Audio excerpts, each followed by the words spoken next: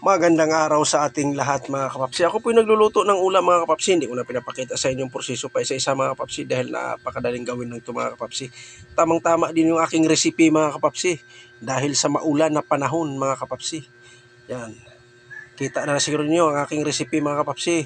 Meron tayong sayuti at saka maraming kamatis mga kapapsi. Dahil po ang ating recipe ngayon ay tinulang sinigang mga kapapsi.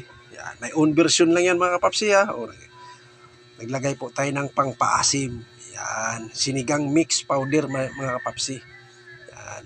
Tinula na siya, pinasiman pa natin. Masarap na siya, pinasarapan natin mga kapapsi. Tamang-tama sa maulan na panahon mga kapapsi. Walang putol ang ulan dito sa amin mga kapapsi, dito sa Manila.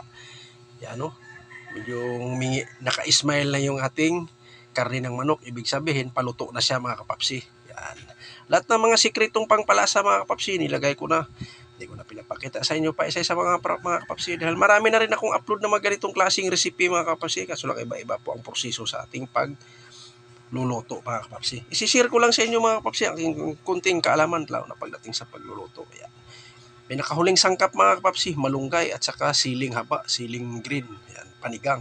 Hindi ko na siya hiniwa mga kapapsi at saka dalawa lang nilagay ko.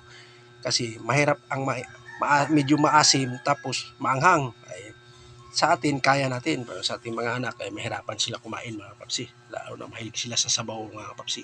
Mga pagkain na may sabaw, mahilig yung mga anak ko mga kapapsi. Lalo na pag mga ganitong klaseng ulam mga kapapsi. Yan, tinulang sinigang mga kapapsi. May own version lang to mga kapapsi ha. Ngayon titikman na natin siya mga kapapsi. Kasi paluto na po ang ating recipe. Yan, kunting mikos-mikos na lang yan mga kapapsi. Hahaluin na lang natin ng kunti. Yan. Ready to serve na yan mga kapapsi. Ready to eat na rin yan. Titikman natin siya mga kapapsi. Yan, medyo, kahit ako mga kapapsi, medyo natatakam ako dahil medyo malamig ang panahon dito. Kaya kailangan natin ng humigop ng sabaw mga kapapsi. Titikman na natin kung ano ang lasa ng tinulang sinigang mga kapapsi. Napapailing si kapapsi. Nagugulat sa aking recipe na may tinulan na may pangpaasim pa. O tatawagin natin na tinulang sinigang mga kapapsi. Yan.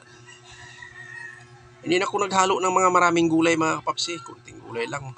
Sayuti lang nilagay ko mga kapapsi. Yan ang pinaka-dabis at pinaka-importante dyan. Yun lang po mga kapapsi. Update ko lang sa inyo. At ako po yung nagpapasalamat sa walang sawang suportan nyo sa akin mga kapapsi. Makisuyo lang din po ako. Paki-like, share, and subscribe. Bye-bye.